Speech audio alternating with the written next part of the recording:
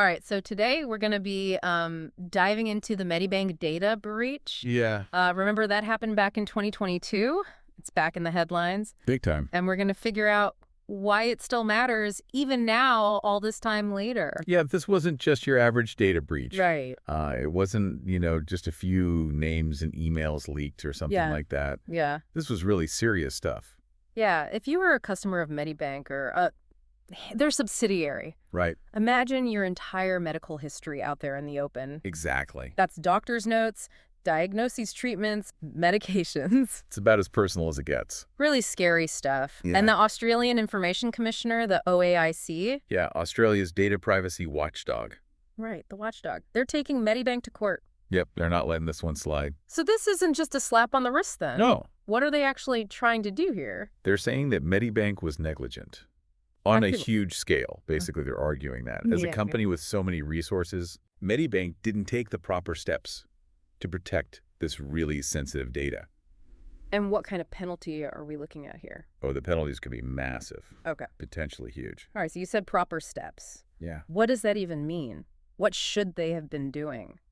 Well, you should think about it. Yeah. This is medical records of millions of people. Yeah. The OAIC is saying that their security measures should have reflected that responsibility. So what kinds of things specifically are we talking about here? Multi-factor authentication on all their systems would be a good start. Okay, so like when you log into your bank account Yeah. and they text you a code, Exactly. so that even if someone got your password, they still wouldn't be able to get in? Yeah, that's just one layer, though. Right. They should have had better password policies, too. Okay. Not letting employees get away with password 123. Yeah, makes sense. And, of course, access controls within their systems. So not everyone needs to see everything. Precisely. Not everyone who works there needs access to every single medical record.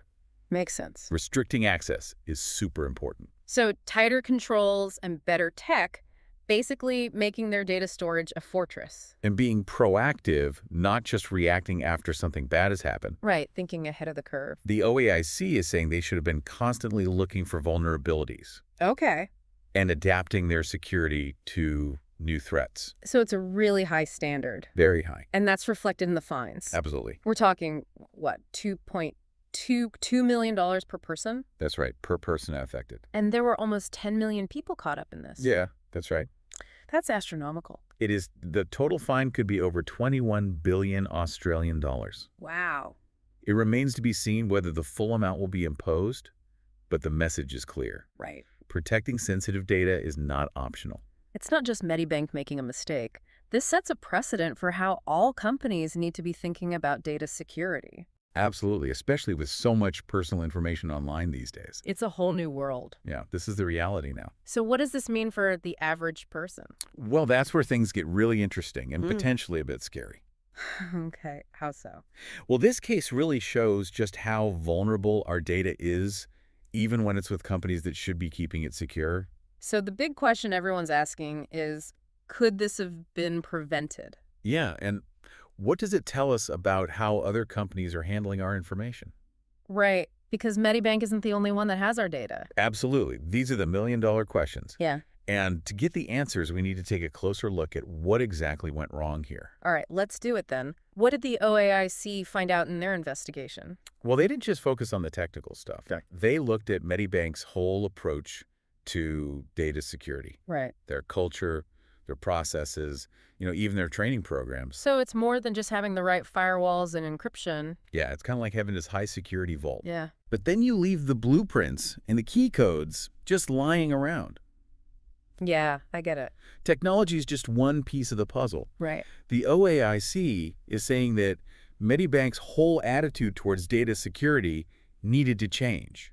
Okay, so that phrase, reasonable steps, Right. it's really about a company's mindset. Exactly. It's not just about checking boxes. Yeah. For example, the OAIC found that Medibank didn't really have systems in place to identify potential risks. And given the sensitivity of the data, that's a big deal. Huge. It's like driving a truck full of explosives through a school zone. Whoa. Okay, that's a pretty intense analogy. But you get the idea. Yeah, so it's about being proactive, thinking about what could go wrong. Exactly. Not just reacting after a disaster. Right. And then there's the human element, too. Oh, absolutely. You can have the best tech in the world, Yeah. But if your employees aren't trained properly, Right. if they're falling for phishing scams or using weak passwords, it's all for nothing. Exactly. The OAIC wants companies to invest in security awareness for all their employees. So make it part of the company culture. Yeah, from the CEO down to the interns, Yeah. everyone needs to understand how important this is. Okay, so it's not just an IT problem. It's a business-wide issue. It really is. Yeah. And the thing is, this case sets a precedent. Okay.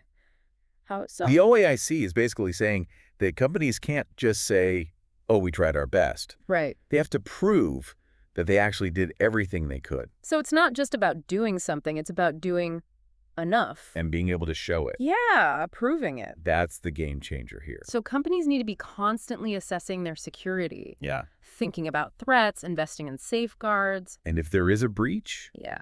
they need to be ready to answer some tough questions. About whether they really did everything they could to prevent it. Exactly. This is a serious wake-up call for businesses. It is, and it's not just Australia. Right. Data privacy is a global issue. Yeah? Regulators around the world are watching this case. So what does this mean for other companies? Are we going to see more lawsuits and fines? Hard to say for sure. Okay. But one thing is clear. The stakes are higher now. Yeah. Companies can't afford to ignore data security anymore.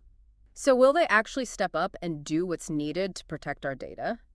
That's the big question. Yeah, is this a turning point or just another headline that people will forget about?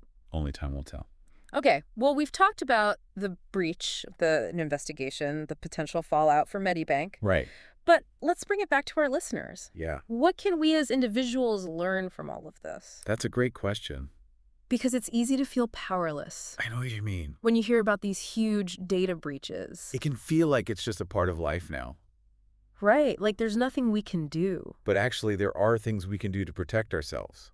Really? So we're not completely at the mercy of these companies? Not at all. Oh. There are definitely steps you can take to be proactive. Okay, so what are some of those steps? Okay, so let's talk about what we can actually do. Yeah, It's easy to feel helpless after hearing about all this. I know what you mean. Like it's just a part of life now. But honestly, even small things can make a difference. Okay. You can really improve your own security. And it's not just about inconvenience, is it? No. It's about serious stuff like identity theft and fraud. Exactly. With all that information out there, criminals can pretend to be you, Right. take out loans in your name, Yeah. open credit cards. It could take years to fix that. It really could. So this reasonable steps idea, Yeah. it's not just about protecting the data while it's with the company. Right. It's about preventing that nightmare for people afterward. Absolutely. Companies need to be thinking about that. Yeah. The potential for identity theft. Right.